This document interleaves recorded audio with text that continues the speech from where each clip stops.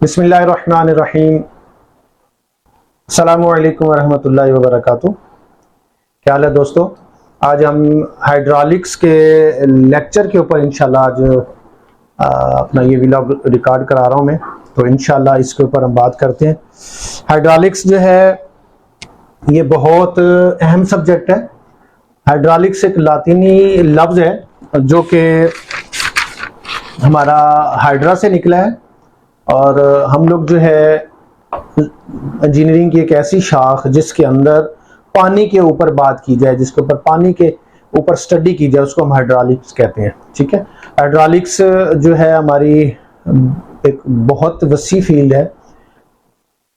ऐसा स्ट्रक्चर जो पानी के साथ रिलेट कर रहा हो, जैसा कि हमारे हाइड्रोलिक गेट्स होते हैं, स्लूस गेट होते हैं, हमारे ब्रिजेस होते हैं जो कैनाल्स पर बनाए जाते हैं, तो उनके ऊपर जो हम अपनी इंजीनियरिंग अप्लाई करते हैं तो उसको हम हाइड्रोलिकल स्ट्रक्चर कहते हैं, हाइड्रोलिक स्ट्रक्चर कहते हैं। और उसको स्टडी करने वाला जो बंदा होता है, जो इंजीनियर होता है, उसे हम हाइड्रोलिक इंजीनियर कहते हैं। ठीक है, आज हम टॉपिक डिस्कस कर रहे हैं डिप्लोमा ऑफ एसोसिएट इंजीनियर का जो ये सब्जेक्ट है, सिविल 344।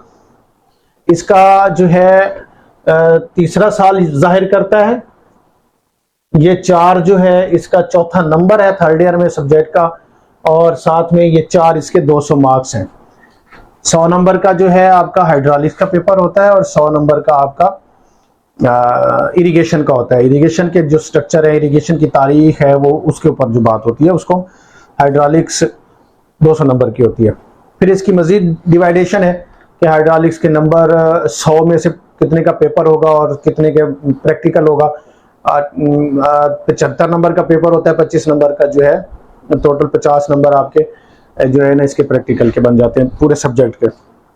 चलो, ये तो हो गई हमारी हाइड्रोलिक्स की बेसिक जो है। अब हम चलते हैं, हाइड्रोलिक्स जो है मेन 4 चीजों पर हमारी चलती है।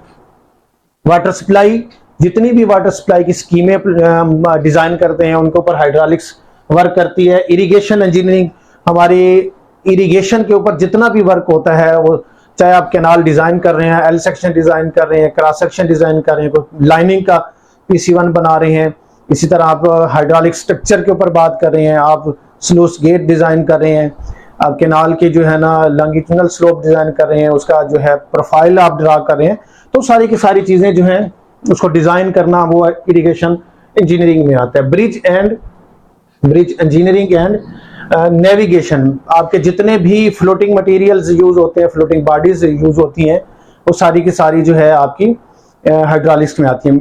मिसाल के तौर पे जो आपके बहरी जहाज हैं, कश्तियां हैं, बोट, जो वो सारी की सारी नेविगेशन में आती है। ब्रिज है, ब्रिज भी आपकी हाइड्रोलिक्स के ऊपर होती हैं, उसके ऊपर जितने भी उसके ऊपर फोर्सेस अप्लाई हो रही होती हैं, वो भी सारी की सारी हम लोग हाइड्रोलिक्स में ही पढ़ते हैं। वाटर पावर जो है, हम जो पावर जनरेशन के लिए हाइड्रो पावर प्लांट लगाते हैं, वो भी सारे के सारे पानी के साथ रिलेट कर रहे होते हैं, इसलिए हम उसको भी हाइड्रोलिक्स के साथ रिलेट करते हैं और उसी के अंदर इसको स्टडी करते हैं। हाइड्रोलिक्स की हम लोग जो है तारीख के ऊपर बात करें तो हाइड्रोलिक्स जो है सबसे पहले जो है 1663 ईस्वी में, पीछे चले जाएं तो 476 ईस्वी में इसके ऊपर बहुत सारे जो है साइंसदानों ने वर्क किया। तो मैं आपको थोड़ा सा यहाँ से बता भी देता हूँ। जब रोमन बादशाहत खत्म हुई 476 में, तो उसके बाद तकरीबन 1000 साल तक किसी ने भी 476 से लेकर 1000 ईस्वी तक किसी साइंसदान ने भी इसके ऊपर कोई जो है ना वर्क नहीं किया। उससे पहले जो है ना अर्शिमीदस ने इसके ऊपर काफी काम किया था। ला जो है उछाल का हमारा, वो अर्शिमीदस ने 476 से पहले पेश कर दिया था। उसके बाद जो है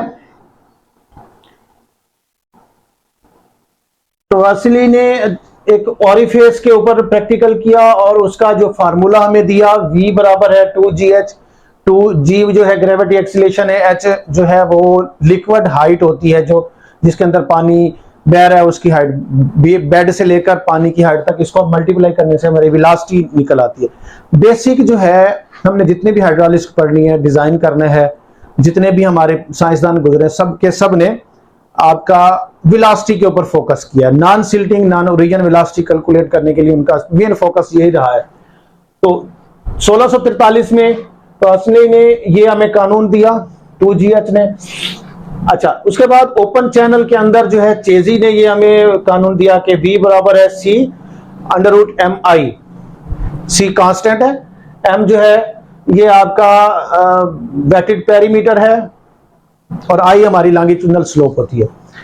फिर 18th सेंचुरी में वेंचुरी और डार्सी ने भी एक लॉ पास किया, इन्होंने यहाँ भी इसके ऊपर काफी रिसर्च की और फार्मूले जो है डिजाइन किए, जिनको हम फर्दर आगे जाके डिस्कस करेंगे।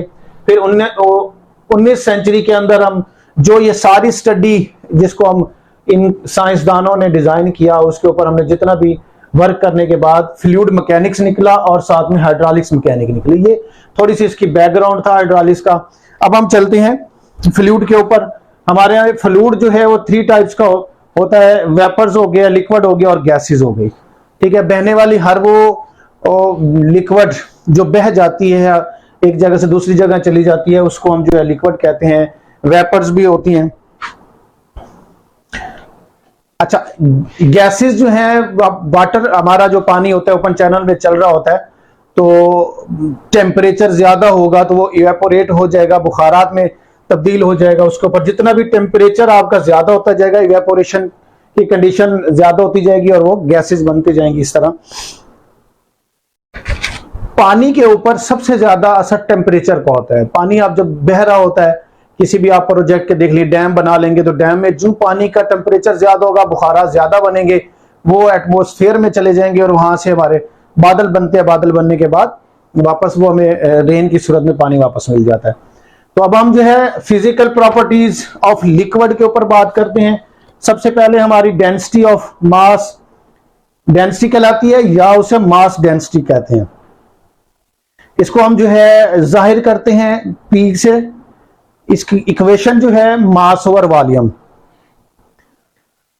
हम इसकी जो तारीफ कर सकते हैं कि it is ratio between mass over volume is called density और मास डेंसिटी। दोबारा सुन ले, it is ratio between mass over volume is called density और मास डेंसिटी। यूनिट जो होता है, क्योंकि मास हमारा जो है उसकी यूनिट है पाउंड में ले सकते हैं, ग्राम में, केजी में, न्यूटन में। वॉल्यूम जो है फीट क्यूब में हो सकता है, सेंटीमीटर क्यूब में हो सकता है, सॉरी यहां पे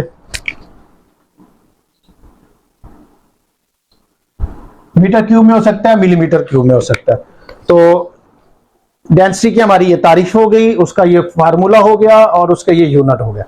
दूसरे नंबर पे हमारे पास आ जाता है स्पेसिफिक वेट। स्पेसिफिक वेट या वेट डेंसिटी, हम दोनों से इसे जाहिर कर सकते हैं, डेंसिटी और मास डेंसिटी, स्पेसिफिक वेट और स्पेसिफिक डेंसिटी। अब इसके ऊपर बात करें तो स्पेसिफिक वेट को हम इस तरह जाहिर कर सकते हैं, स्पेसिफिक वेट भी लिख सकते हैं, उसका एब्रीविएशन RW भी हम उससे जाहिर कर सकते हैं। It is ratio between weight over volume. यहां पे डेंसिटी में मास ओवर वॉल्यूम था, यहां पे वेट ओवर वॉल्यूम होगा। It is ratio between mass weight over volume is called specific weight और weight density.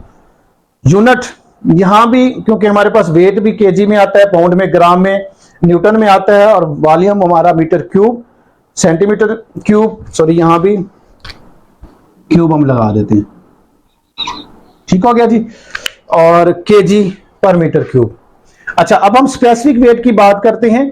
Foot pound system में 62.4 पाउंड पर फीट क्यूब, ये स्पेसिफिक वेट वाटर का, जो प्योर वाटर होता है, खालिश वाटर पानी की जो है, फुट पाउंड में 62.4 पाउंड पर फीट क्यूब होता है। इसी तरह MK सिस्टम में 1000 लीटर पर मुकाब मीटर होता है। ऐसे सिस्टम में 9.81 किलो न्यूटन पर मिलीमीटर क्यूब होता है। ठीक है, ये हमारा स्पेसिफिक वेट टॉपिक हो गया।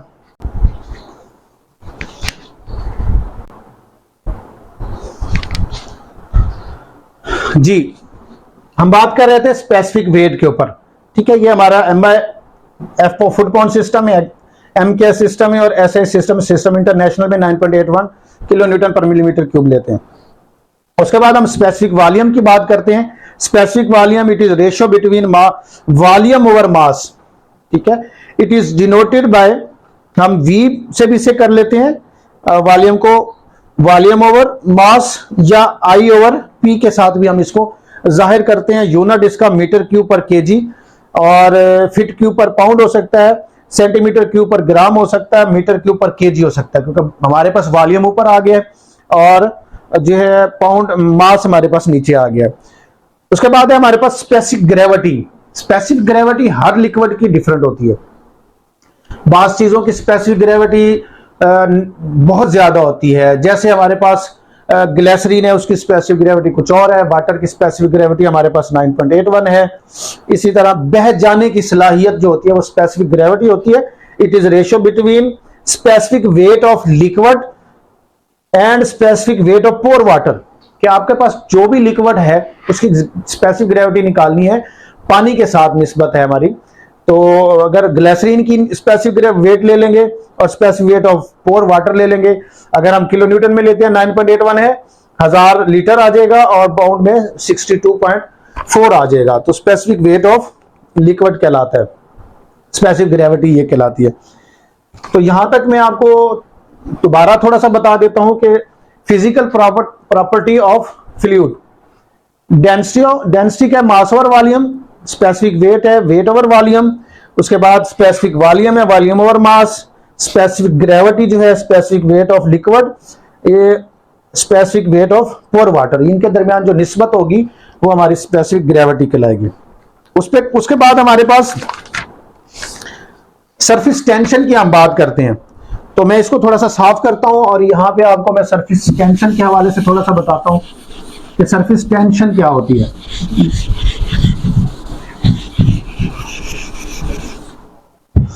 थोड़ा सा आप इसको यूं देख लें, अगर ये हमारी वाटर की सरफेस है और ये एक हम ट्यूब इसके अंदर डालते हैं, ये सारा जो है हमारा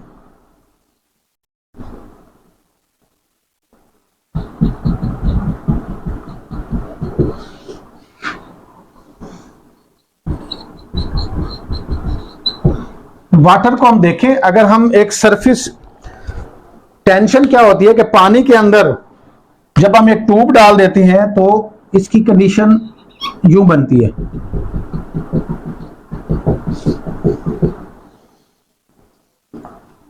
और मैं आगे थोड़ा सा यहां बना देता हूं एक और ट्यूब थोड़ा सा समझाने के लिए। और अगर आप मरकरी डालेंगे तो उसकी कंडीशन यूं होती है।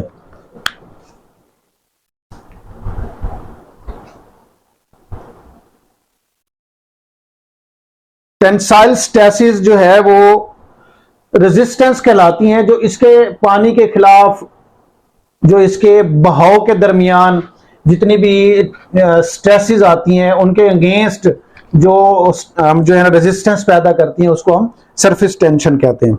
इसको हम जो है यूनिट जो होता है वो न्यूटन पर मीटर होता है, ठीक है, या हम केजी पर मीटर होता है और इसको हम सिग्मा से जाहिर करते हैं।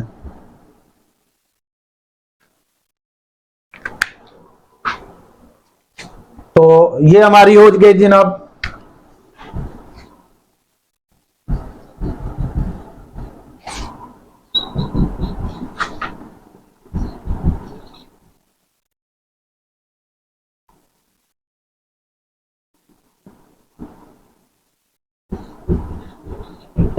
सरफेस टेंशन होगी। ठीक हो जनाब, इसका हम प्रैक्टिकल करेंगे। तकरीबन जितनी भी हमने प्रॉपर्टीज को देखा इन सब के हम जो है ना थोड़ा थोड़ा करके एग्जांपल करेंगे तो इंशाल्लाह हमें ये समझ आ जाएगी। उसके ऊपर बात बाद में करते हैं। तो मैंने आज जो आपको जो लेक्चर बताया यहाँ पे बताया है वो हमारा टॉपिक था हाइड्रोलिक्स का, और हाइड्रोलिक्स के अंदर वाटर सप्लाई है, इरिगेशन इंजीनियरिंग है, ब्रिज इंजीनियरिंग एंड नेविगेशन है, वाटर सप्लाई है, और बाकी हमने उसकी प्रॉपर्टीज को रीड किया है। तो इंशाल्लाह मैं नेक्स्ट लेक्चर में आपको इसके हवाले से जो न्यूमेरिकल है उनके ऊपर बात करेंगे, और सारे न्यूमेरिकल प्रॉब्लम सॉल्व करके मैं आपको बताऊंगा कि ये कैसे निकाले जाते हैं, एक प्रॉपर्टीज कैसे हमने निकाली जाती हैं। तो आज तक के लिए इतना काफी है। जिन स्टूडेंट ने मेरा चैनल सब्सक्राइब नहीं किया तो वो मेरे चैनल को सब्सक्राइब करें, बेल आइकन के बटन को प्रेस करें और लाइक कर दें, शेयर कर दें, और कमेंट बार के अंदर आप अपने सवालात पूछ सकते हैं, अपने ख्यालात का इजहार कर सकते हैं, ताकि मैं जो है ना इसमें मजीद बेहतरी ला सकूं। इंशाल्लाह हम बाकी सब्जेक्ट भी रीड करेंगे, उसके साथ साथ हम जो है थ्योरी ऑफ स्ट्रक्चर पढ़ेंगे इंशाल्लाह नेक्स्ट, उसका भी मैं लेक्चर इंशाल्लाह आपके साथ शेयर करूंगा। अपना कंक्रीट डिजाइन हम पढ़ेंगे, एस्टिमेशन के ऊपर बात करेंगे कि हमारी एस्टिमेशन क्या होती है। ऑटोकैड के ऊपर तो बात हमारी पहले भी चल रही है। उसके बाद सर्वे के ऊपर हम बात करेंगे कि सर्वे लेवल कैसे यूज करते हैं, थर्डोलाइट कैसे यूज करते हैं, टोटल स्टेशन कैसे यूज करते हैं। फिर इनके ऊपर हम जो है फर्दर मैं फील्ड में जा रहा हूं, आपको प्रैक्टिकल करके भी साथ साथ दिखा रहे हैं कि लेवल के साथ किस तरह से वर्क करते हैं, थर्डोलाइट के साथ किस तरह से वर्क करते हैं, जीपीएस कैसे यूज करते हैं, वो भी हम प्रैक्टिकल करते रहेंगे। साथ साथ सॉइल मैकेनिक्स भी इंशाल्लाह हम डिस्कस करेंगे। तो जितने भी न्यूमेरिकल वाले सब्जेक्ट हैं इंशाल्लाह मेरी कोशिश होगी कि वो फर्दन आपके तक वीडियो के जरिए पहुंचे और आप इसको देखें, ताकि आपके लिए आसानी हो।